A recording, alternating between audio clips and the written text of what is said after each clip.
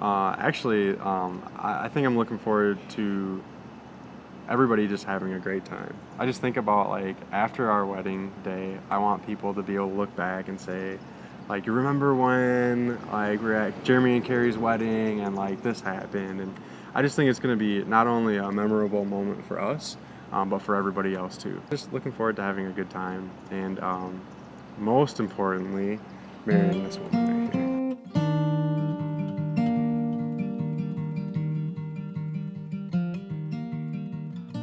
When I first met Jeremy, I of course thought he was very handsome, and I loved how tall he was.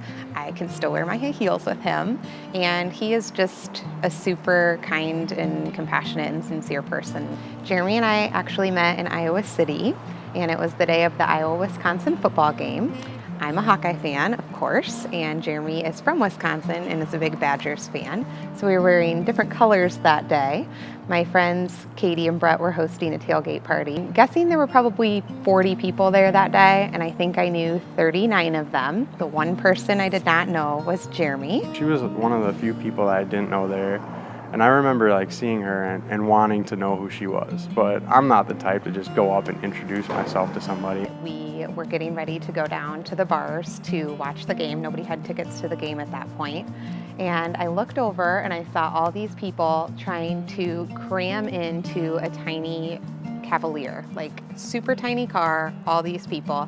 And Jeremy is 6'4", so I see this guy standing outside the car and I thought, there is no way that guy's getting in there.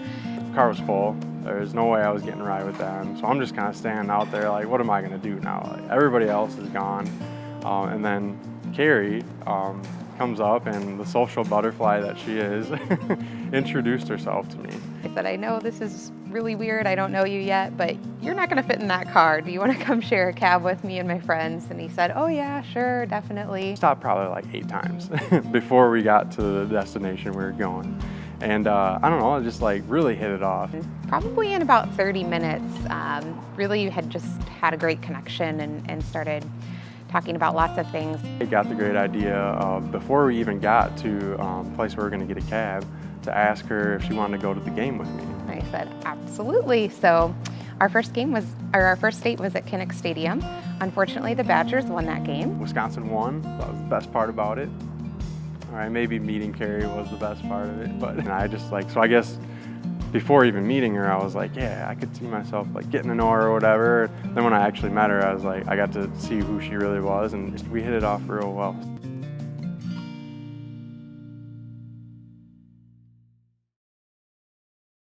Looking forward to a lot of things, so I'm not gonna pick one.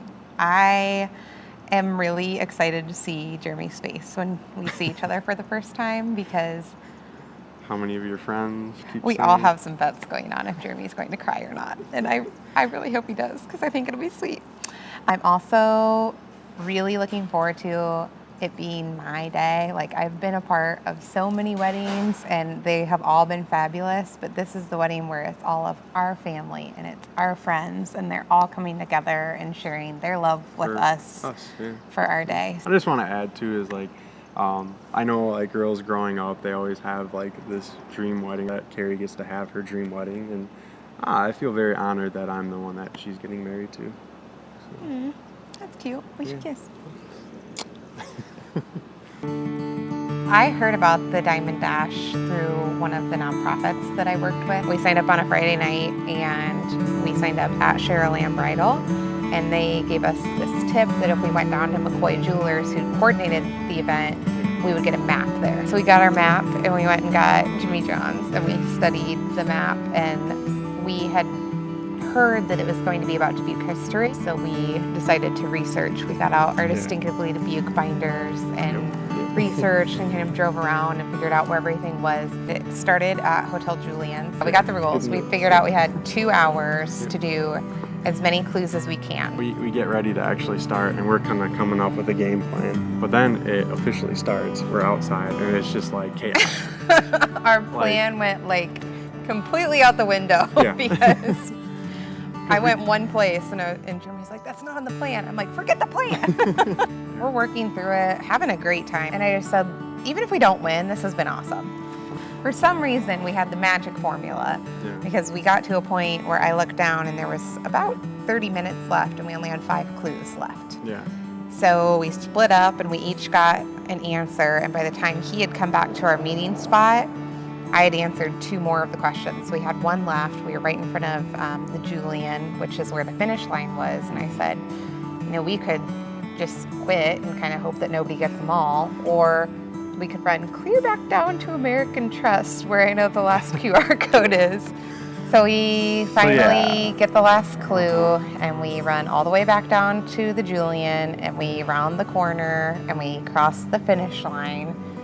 And we're both like gasping for air at this point. We'd run a long ways. The way they announced it was the winning couple is team number 1, 2, 3. And I was like, yeah, that was us. Yeah. And he jumped clear up out of his chair. Yeah. Wild. We We just go went nuts. totally nuts. And I was just like that excited that we won. I'm like jumping up and down. I'm He's fist like, I don't pumping. have to buy a ring. But It was good. I mean, it was just, we're still a little in disbelief sometimes that it really happened, but nice shopping. yeah, nice work.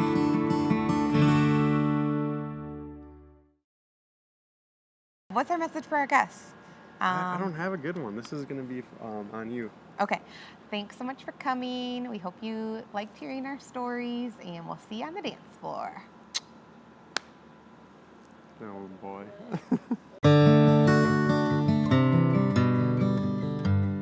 We won the Diamond Dash in April, and we had talked about getting engaged before that. So I knew he had the ring, and I thought maybe our 6-month anniversary will be the day.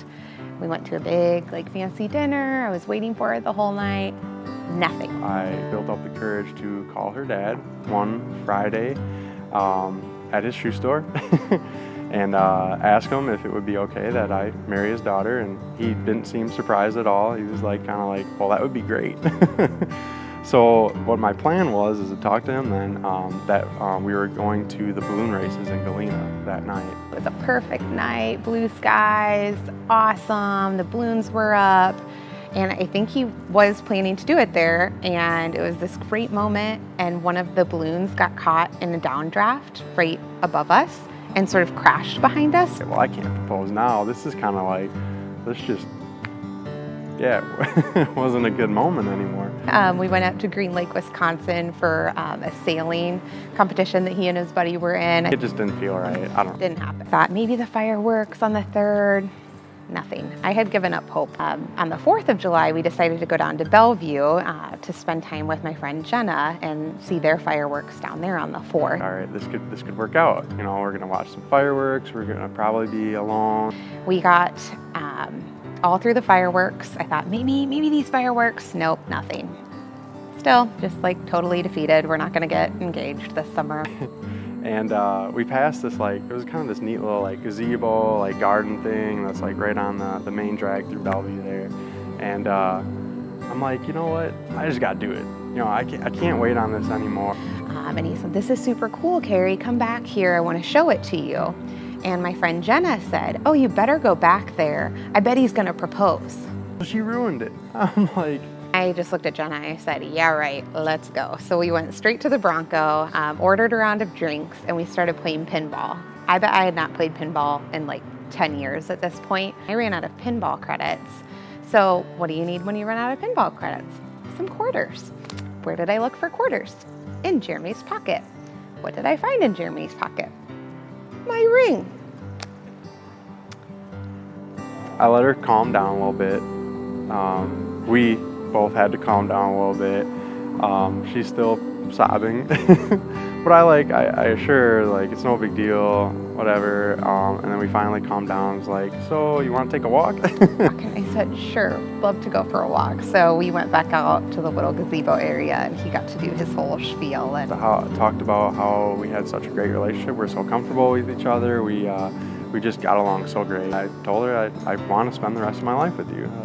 I can totally see this happening. So yeah, she started crying again throughout all that. Maybe I was probably tearing up a little bit too, but she said yes, so that's all.